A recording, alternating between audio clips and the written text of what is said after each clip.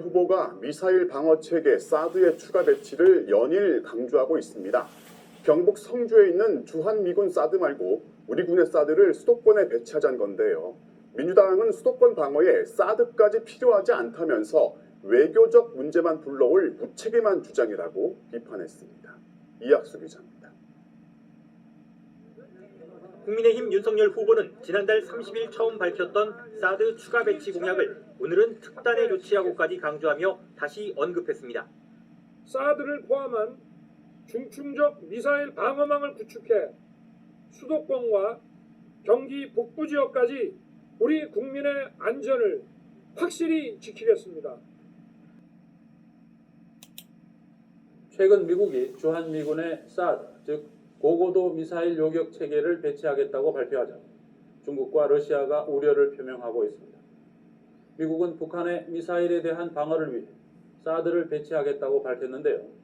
전문가들은 이 사드가 일단 배치되면 특히 중국의 미사일을 요격하는 수단으로 쓰일 수 있다고 보고 있습니다. 유사시에 중국이 일본이나 미국을 향해 미사일을 쏠 경우 한국에 배치된 사드가 그 미사일을 요격하는 역할을 할 수 있다는 건데요.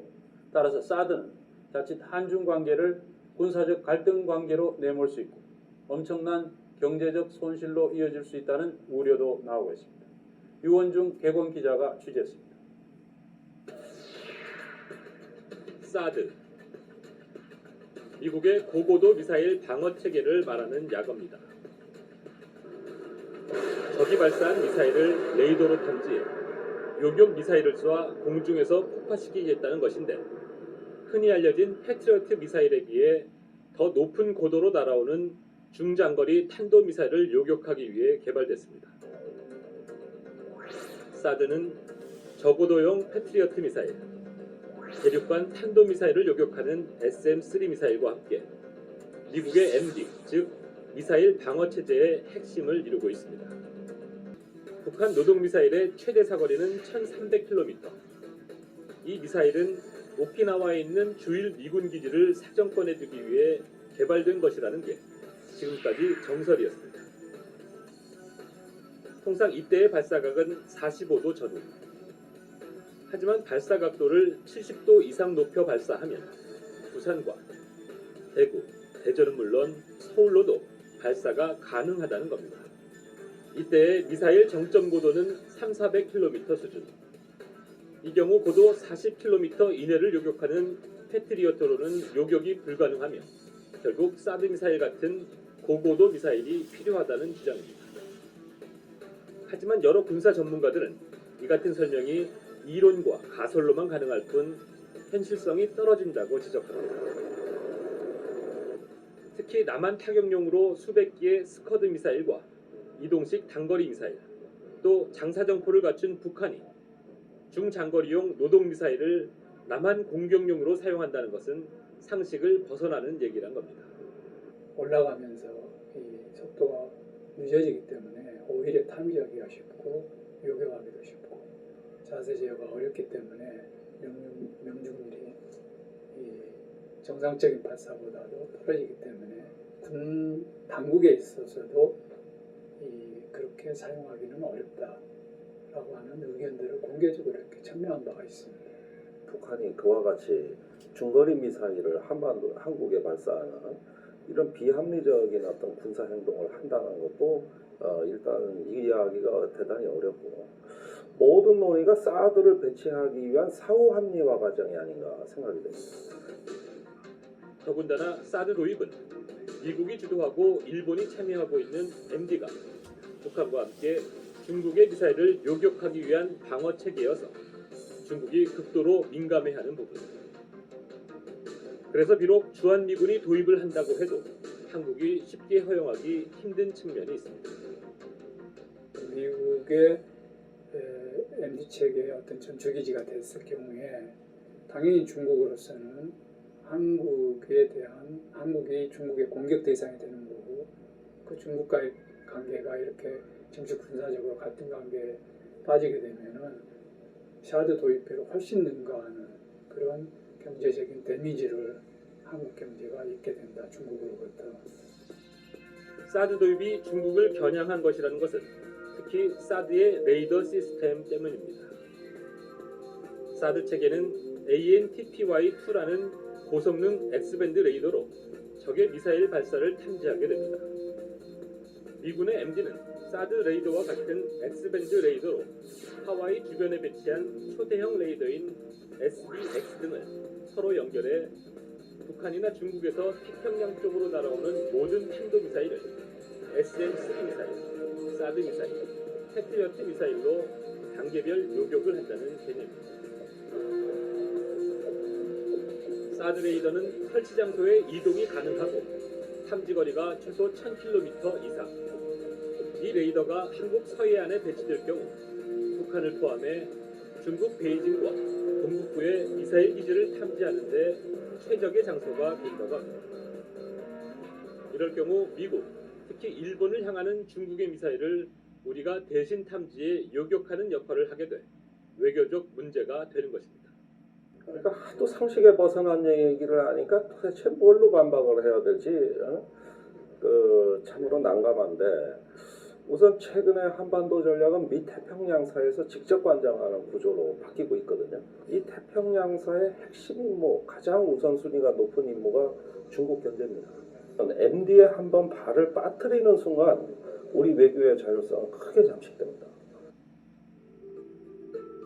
한반도에 사드가 도입되는 문제는 동북아의 평화는 물론 국익 차원에서도 전 국민의 이해관계가 달린 중요한 사안입니다.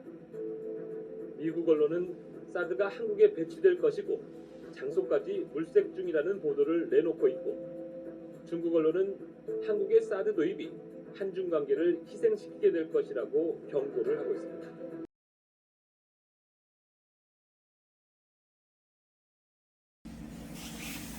중국 당국이 한국 연예인의 광고 출연과 드라마 방영 등을 금지하는 한류 금지령에 본격적인 시동을 걸었습니다. 잠시 잊고 있었던 한반도 사드 배치에 반발해서 전면적인 압박에 들어간 것으로 분석됩니다. 정주영 기자입니다.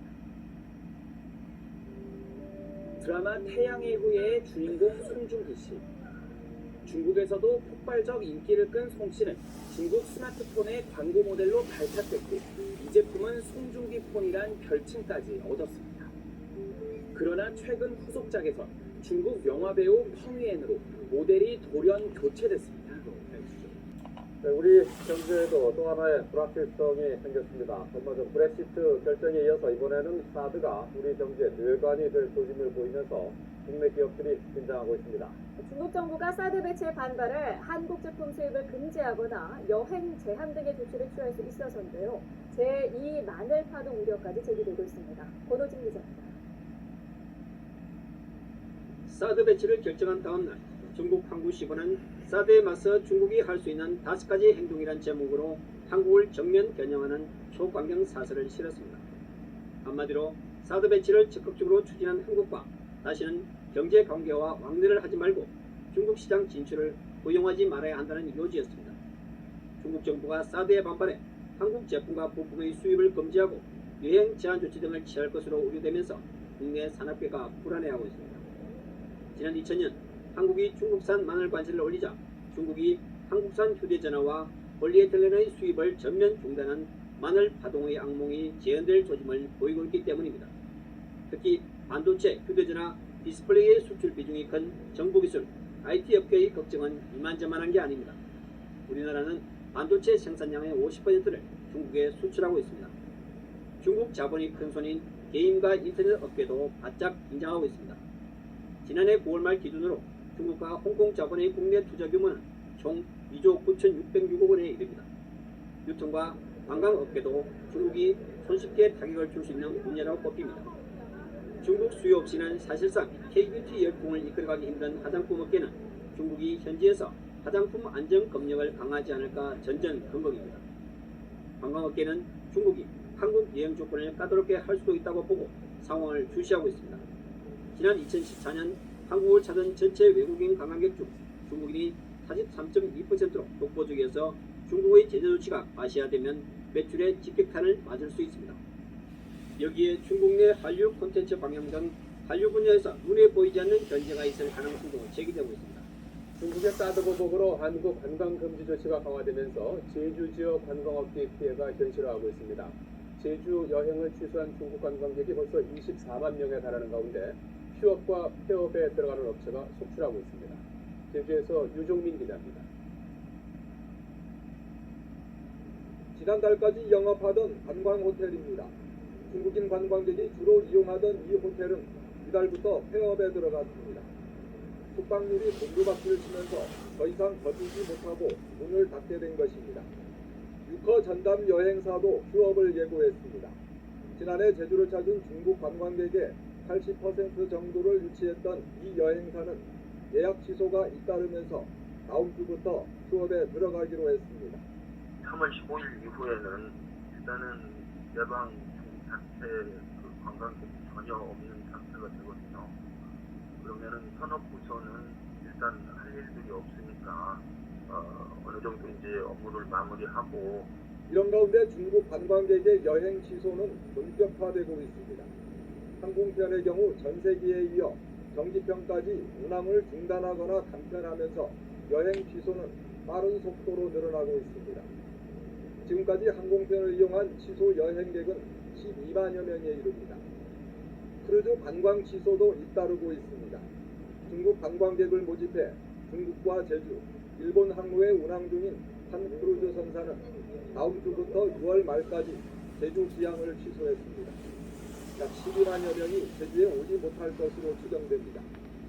연말까지 총 700여 회에 걸쳐 150만 명이 제주를 찾을 예정이지만 이들의 기항 여부도 불투명합니다.